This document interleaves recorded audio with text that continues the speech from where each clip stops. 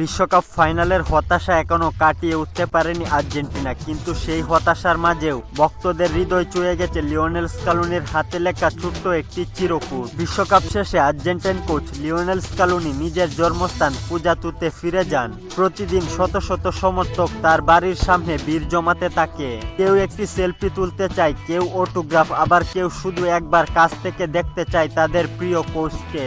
Lionel Scaloni প্রতিদিন সকাল বিকাল বাড়ির বাইরে এসে ভক্তদের সঙ্গে দেখা করতেন, হাসি মুখে ছবি তুলতেন, জার্সি, বল, পতাকায় অটোগ্রাফ দিতেন। কিন্তু শেষ পর্যন্ত হাজার হাজার ভক্তদের চাপ সামলাতে তাকে গ্রাম ছেড়ে চলে যেতে হয়। গভীর রাতে নিজ গ্রাম ছেড়ে চলে আসার সময় লিওনেল স্কালোনি তার ভক্তদের উদ্দেশ্যে একটি চিরকুট লিখে দরজায় লাগিয়ে দিয়ে আসেন। লিওনেল স্কালোনির চিরকুটে লেখা ছিল, লিও গত রাতেই চলে গেছে, আপনাদের এত ভালোবাসা ও স্নেহের জন্য অসংখ্য ধন্যবাদ।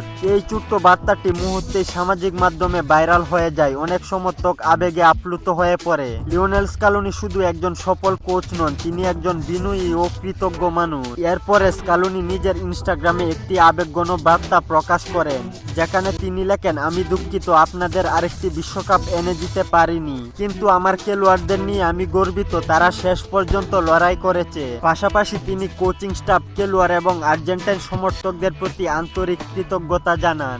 একটি ছোট্ট চিরকুট হয়তো কোনো ট্রফি নয়, কিন্তু এই বার্তাটি প্রমাণ করে লিওনেল স্কালোনি শুধু একজন মাঠের কোচ নন, তিনি কোটি কোটি আর্জেন্টাইন সমর্থকদের হৃদয়ের মানুষ। ভিউয়ার্স, আপনার কি মনে হয় লিওনেল স্কালোনি 2030 বিশ্বকাপ পর্যন্ত আর্জেন্টিনার দায়িত্বে থাকা উচিত? কমেন্ট করে জানিয়ে দিন আপনার মতামত। খেলাধুলার গুরুত্বপূর্ণ আপডেট পেতে আমাদের চ্যানেলটি সাবস্ক্রাইব করে সঙ্গেই থাকুন।